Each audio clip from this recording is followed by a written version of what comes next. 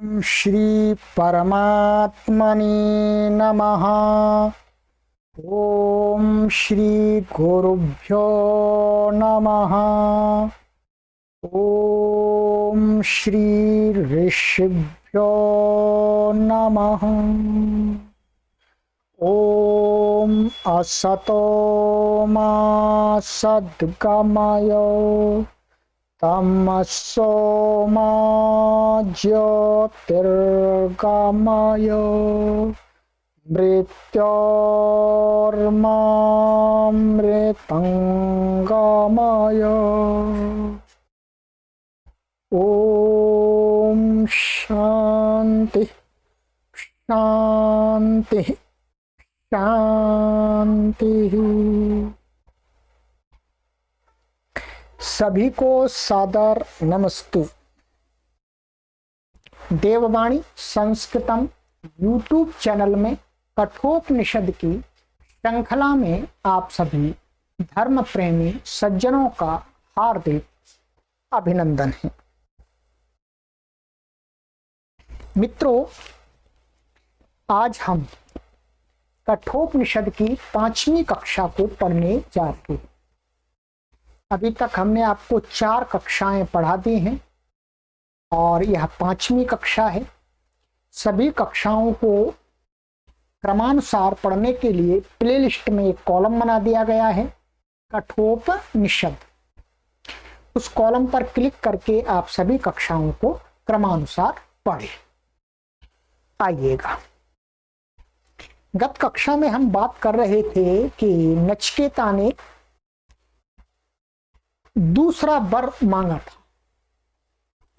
पहला वर हमने पहला बता दिया था और नचिकेता ने दूसरा वर मांग लिया है और वो वर था आपका स्वर्ग की अग्नि। क्या था? स्वर्ग की अग्नि को मांगा था कि यहां तक मैंने आपको बताया था, ये मैंने आपको पढ़ाया था। यहां पर 13वां श्लोक पढ़ा था हमने कि उस नचिकेता ने यम ने 3 वर देने का वचन दिया था। तो पहला वर उसने मांग लिया था, मेरे पिताजी शांत हो जाएं, ठीक है होगा, तथास्तु, ठीक है भाई, हो जाए।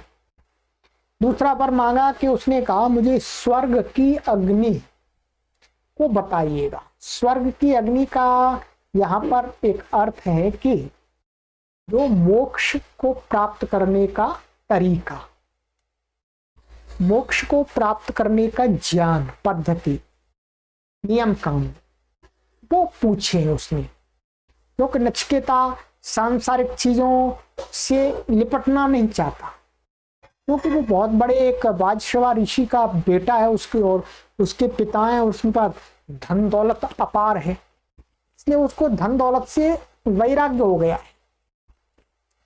इसलिए दूसरा उपदेश उसने कहा कि एतत् द्वितीयेन वरेण विरणे, मैं दूसरे वर से यही मांगता हूं कि आप मुझे स्वर्गम, और ये स्वर्ग की अग्नि है, उसको आप बता दीजिए। अब आगे आचार्य यम उसको बताते हैं, कहते हैं कि ठीक है भाई, मैंने वर देने का वचन दिया है तो मैं आपको बताता हूं, ठहरिएगा। तो आचार्य यम की तरफ से कहते हैं, ऋषि कहते हैं, कठोपनिषदकार, प्रते ब्रवीमि तदु मे निबोध स्वर्गम अग्निम नचिकेतः प्रजानन् अनंत लोकाप्तिम अथो प्रतिष्ठाम विद्धि त्वम एतम निहितम गुहायाम। ठीक है, कहा कि ते माने तुझे, माने यम कह रहे हैं कि तुझे, हे नचिकेता, तुझे प्रब्रवीमि उपदेश करता हूं, मैं तुझको उपदेश करता हूं। तदउ माने उस उपदेश को, जो मैं आपको स्वर्ग की अग्नि के बारे में बताऊंगा, उस उपदेश को मैं माने मेरे, निबोध माने मेरे उस उपदेश को, निबोध माने भली प्रकार समझो। ध्यान देकर के सुनोगे तो समझोगे। ठीक है। स्वर्गम माने स्वर्ग देने वाली, माने मुक्ति देने वाली, मोक्ष प्रदान करने वाली, अग्निम अग्नि को, अग्नि माने ज्ञान को, नचिकेता हे नचिकेता, प्रजानन जानता हुआ अथवा जानने वाला जो व्यक्ति होता है, अथवा तू अनंत लोक आप्तिम, अनंत लोकों को प्राप्त कराने वाली वो अग्नि है, ज्ञान है। अनंत लोक है अर्थात जिस लोक का अंत ही नहीं है। मोक्ष का क्या अंत है? कोई अंत नहीं है मोक्ष का। अथो अथ उ माने और, प्रतिष्ठाम लोकों की आधारभूत, विद्धि जान अन्य लोकों की आधारभूत वो ज्ञान है, वो अन्य लोकों का भी आधार है। त्वम तू एतत् इसको, निहितम रखी हुई है, गुहायाम गुप्त स्थान में, गुफा में, हृदय प्रदेश में। ठीक है। ये मैंने शब्दार्थ भी आपको यहां इसलिए बताया आपको समझ में पूरा आ जाए। यहां पर नचिकेता को आचार्य यम ने कहा कि देखो मैं स्वर्ग अग्नि को जानता हूं, मुक्ति की प्रक्रिया को जानता हूं, मोक्ष विद्या को जानता हूं, मैं बताऊंगा पर तुमको ध्यान पूर्वक सुनना है, तभी आप उसको समझ पाओगे, अन्यथा नहीं समझ पाओगे।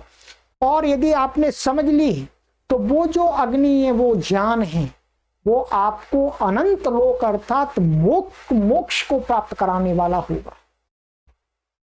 ज्ञान अग्नि। और उसके साथ साथ में इस जब तक इस संसार में रहोगे तो इस संसार में भी वो आपका सहयोग करेगी, आपका मार्गदर्शन करेगी, आपके जीवन को वो अग्नि सन्मार्ग पर चलाएगी। तो इसलिए अब मैं बताता हूं, उसको ध्यान से सुनना है। ठीक है।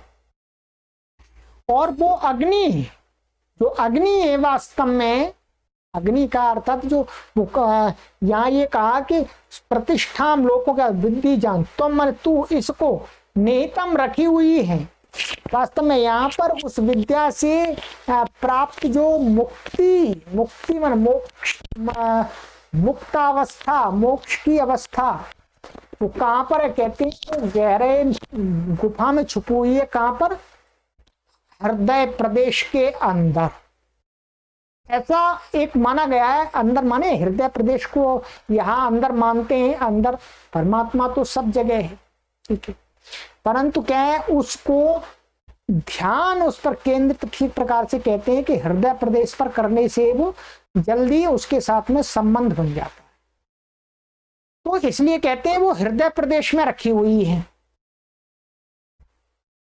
अर्थात तो उस अग्नि रूप जो ज्ञान है, उस ज्ञान से प्राप्त होने वाली जो मुक्ति अवस्था अर्थात मोक्ष परमात्मा है, आनंद दाता है, सतचित आनंद जिसको बोलते हैं, वो कहां पर आपको मिलेगा? आपके हृदय में मिलेगा, ये कहते हैं। आगे कहते हैं कि सुनो, क्या कहते हैं कि लोकादिमग्निम तमुवाच तस्मै या इष्टका यावतीर्वा यथा वा स चापि तत्प्रत्यवदत् यथोक्तमथास्य मृत्योः पुनरेवाह तुष्टः। क्या कहते हैं कि लोकादिम माने लोक प्रमुख, स्वर्ग लोक की साधक अग्नि, आदि अग्नि साधक जो आदि अग्नि है, अग्निम माने अग्नि को, तम माने उसको, उस अग्नि को, उवाच उपदेश दिया। आचार्य यम ने क्या कहा, उस अग्नि विद्या को उपदेश दिया जिसके द्वारा उसे स्वर्ग की प्राप्ति होगी अर्थात मुक्ति की प्राप्ति। तस्मै माने उस नचिकेता को उपदेश दिया।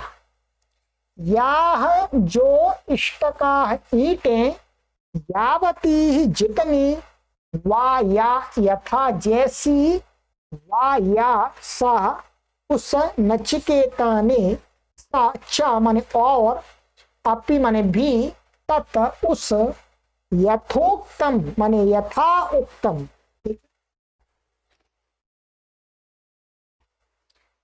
जैसे कहा गया उपदेश के अनुसार प्रत्यवदत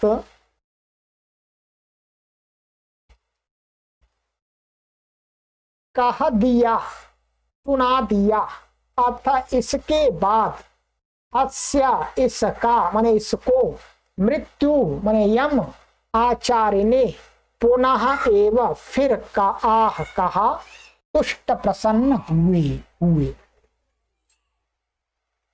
इस श्लोक में समझने वाली बात है मित्रों, बहुत गहराई से चिंतन आप करेंगे तभी आप इस बात को समझ पाए।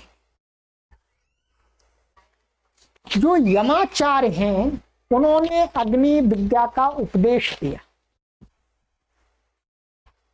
यहां पर एक लौकिक अग्नि से, लौकिक यज्ञ की अग्नि से अग्नि जो अग्नि रूपी विद्या है उसकी उपमा दी है। आप समझ जाएंगे इस बात को। यहां का कि आचार्य यम ने उस नचिकेता को जिस प्रकार एक यज्ञ की अग्नि को प्रज्वलित करने के लिए जिस प्रकार की यज्ञ वेदी, क्योंकि यज्ञ की अग्नि यज्ञ कुंड में ही उत्पन्न होती है, वहीं उसको प्रज्वलित होती है। तो यज्ञ कुंड को बनाने के लिए क्या करना पड़ता है, ईंटें होती है। अब तो लोहे के आदि के यज्ञ कुंड बनते हैं, पर प्राचीन काल में ईंटों की यज्ञ कुंड बनते थे और सैकड़ों प्रकार की यज्ञ वेदियों का विधान है। भिन्न भिन्न प्रकार के यज्ञों में भिन्न भिन्न प्रकार की यज्ञ वेदियों के लिए भिन्न भिन्न प्रकार की ईंटों को बनाया जाता था। तो यहां पर एक उपमा के रूप में कह रहे हैं कि हे नचिकेता, मैं नचिकेता को यम ने जिस प्रकार लौकिक अग्नि यज्ञ अग्नि को प्रज्वलित करने के लिए जिस जिस प्रकार की ईंटें और जितनी ईंटें, जैसी ईंटें, जिस स्थान की ईंटें शास्त्र के अनुसार बताई गई हैं, ठीक उसी प्रकार से आचार्य यम ने नचिकेता को उस स्वर्ग रूपी अग्नि यानी स्वर्ग को प्राप्त कराने वाली, मोक्ष को प्राप्त कराने वाली अग्नि को प्रज्वलित करने के लिए उसी प्रकार की ईंटों को बताया और उतनी ईंटों को बताया। अब स्वर्ग को प्राप्त करने के लिए कौन सी ईंटें चाहिए, स्वर्ग को प्राप्त कराने वाली जो अग्नि है उसको प्रज्वलित करने के लिए कौन सी ईंटें चाहिए? ये लौकिक ईंटें नहीं चाहिए, ये तो उपमा दी है। इस उपमा से समझना है कि इस मोक्ष को प्राप्त कराने वाली जो अग्नि विद्या है, उस अग्नि को अपने अंदर प्रज्वलित करने के लिए, उस ज्ञान को प्राप्त करने के लिए हमें ईंटों की आवश्यकता होती है। कौन सी ईंटों की आवश्यकता होती है ये ध्यान देंगे। आचार्य यहां पर ईंटों का नाम नहीं लिया गया, उपमा देकर के इशारा कर दिया और ये इशारा कर दिया कि आचार्य यम ने जिस प्रकार से अपने उन सारी विधि विधान जो ईंटों का बताया वो सारी, फिर उसको पूछा, उससे यम नचिकेता को पूछा भाई इसने ध्यान से सुना कि नहीं सुना। तो नचिकेता ने सारा का सारा जैसा आचार्य यम ने बताया था वैसा का वैसा ही पूरा बता दिया कि गुरुजी आपने ऐसा ऐसा बताया। तो क्या है, आचार्य यम तो बहुत प्रसन्न हो गए जी कि भाई इसने तो बड़े ध्यान से सुना है। आज तक अपने जीवन में पहली बार देख रहा हूं कि ऐसा शिष्य, छोटा सा बालक और मैंने जैसा बताया वैसा का वैसा इसने सारा दोहरा दिया, अर्थात इसने समझ लिया। अब मैं बात उस पर आता हूं कि वो ईंटें कौन सी हैं। मित्रों, इस मोक्ष की अग्नि को प्रज्वलित करने के लिए मनुष्य को क्या कौन सी ईंटें चाहिए? 8 ईंटें चाहिए। कौन सी ईंटें? 8 ईंटें। 8 ईंटें मित्रों, यम, नियम, आसन, प्राणायाम, प्रत्याहार, धारणा, ध्यान, समाधि, ये 8 ईंटें हैं। इन ईंटों से ही क्या होता है मित्रों, ध्यान दीजिएगा, ये यम, नियम, आसन, प्राणायाम,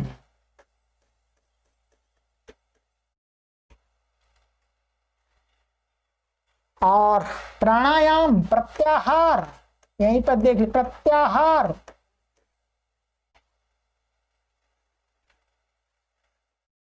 धारणा,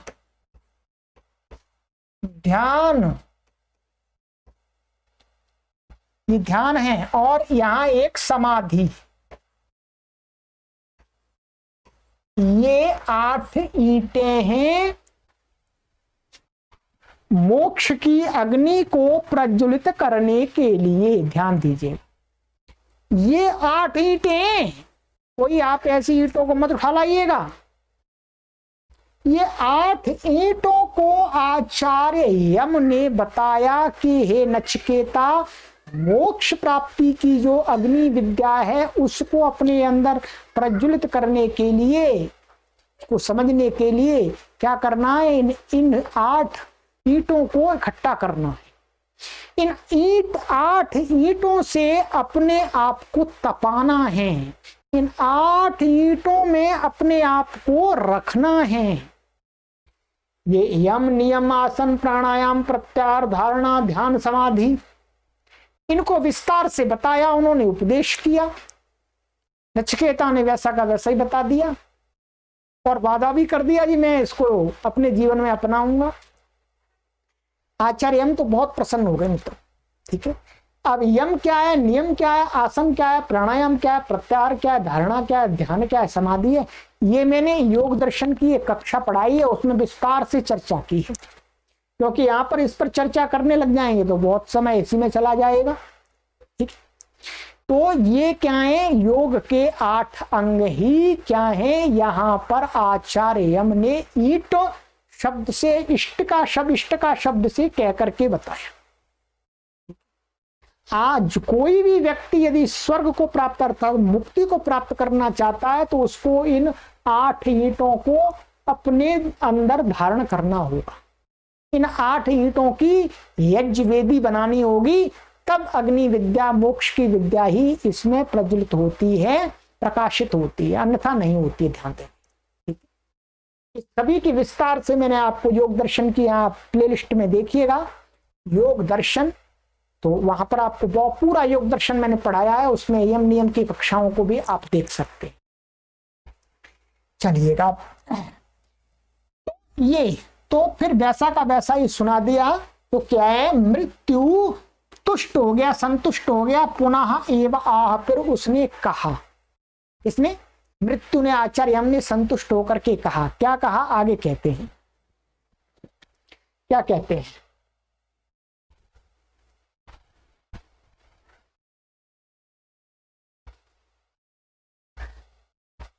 देखिएगा। आचार्यम कहते हैं, आचार्यम की तरफ से, तमब्रवीत प्रियमाणो महात्मा वरम तवे खाद्या ददामि भूयः तवैव नाम्ना भवितायमग्निः दिङ्कां चेवामनेक रूपां गृहाण। ये 16वां श्लोक है। कहते हैं तम माने उस नचिकेता को अब्रवीत कहा, प्रियमाणः प्रसन्न होते हुए, महात्मा महात्मा यम ने वरम वर को तब तेरा मन तुझे इह यहाँ अद्य आज ददामी देता हूं, भूयः फिर अधिक तब एव तेरे ही नाम से भविता होगी अयम यह अग्नि अग्नि। श्रृंकाम माला जंजीर को और इमाम इस अनेक रूप वर्णों वाली ग्रहण ले स्वीकार कर। क्या कहा आचार्य यम ने, जब उसने नचिकेता ने सारी अपनी बात जो उन्होंने पढ़ाया था वो वैसा का वैसा ही सुना दिया, ठीक है, सुना दिया, तो वो प्रसन्न हो गए और कहा कि ले नचिकेता मैं तेरे को एक और वर देता हूं, एक और वर देता हूं, और कहा कि आज से ये जो अग्नि है, जो मुक्ति की जो प्राप्त विद्या अग्नि विद्या है, वो तेरे नाम से प्रसिद्ध हो जाएगी। अब ये तेरे नाम से ही प्रसिद्ध, नाम ना भविता होगी, अब तब तेरे ही नाम से प्रसिद्ध हो जाएगी। ले मैंने आज तेरे को एक और वर दे दिया अपनी तरफ से, अब संसार के लोग इस अग्नि को अग्नि विद्या को तेरे नाम से जानेंगे। और कहा एक उसको सत्कार और सम्मान, भाई इतना श्रेष्ठ शिष्य मिला है, इतना अच्छा सुंदर शिष्य मिला है, तो उसको एक अच्छी माला दे दी, उसका स्वागत कर दिया, लो इसको धारण करो, गुरु तुमको ये माला देता है, इस माला को धारण करो, तुम इसके योग्य हो। माला कब दी जाती है? माला तब दी जाती है जब व्यक्ति का सम्मान और सत्कार किया जाता है। गुरु भी शिष्य का सम्मान कर सकता है और शिष्य भी गुरु का सम्मान कर सकता है। अब गुरु प्रसन्न हो गया है तो इसलिए उसने नचिकेता को सम्मान भी पुरस्कार भी दे दिया, ले बेटा माला पहन ले, ठीक है।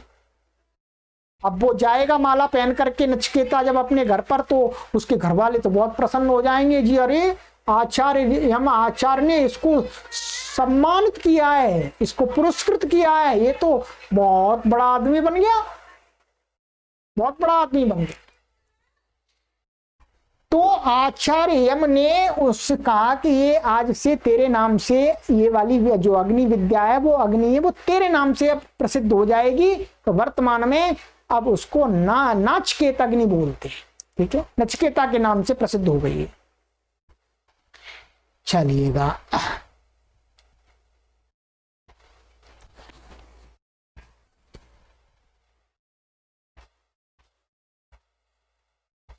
आइएगा मित्रों, तो आज हम इतना हमने पढ़ लिया कि दूसरा उसने अपनी तरफ से एक और वर दे दिया है और माला दे दी है, अनेक बड़ा अच्छी सुंदर माला पहन लिए। तो 16 श्लोक हमारे हो गए। आगे की कक्षा में हम 17वें श्लोक से पढ़ेंगे। मित्रों मैं आपको चिंतन पूर्वक पढ़ा रहा हूं, क्योंकि हमारे जो उपनिषद ग्रंथ हैं उसमें बातों को बहुत ही अलग तरीके से कहा गया है। यदि आप बिल्कुल वैसा का वैसा ही उसको मान लेंगे फिर कुछ समझ में नहीं आएगा। जो बड़े लोग होते हैं, श्रेष्ठ लोग होते हैं, वो अपनी बात को अलग तरीके से कहते हैं, उनकी विधा है, तो वो एकदम सीधे सीधे नहीं कहते किसी बात को, ठीक है। चलिएगा, आगे की कक्षा में मिलते हैं। सर्वेभ्यो नमः।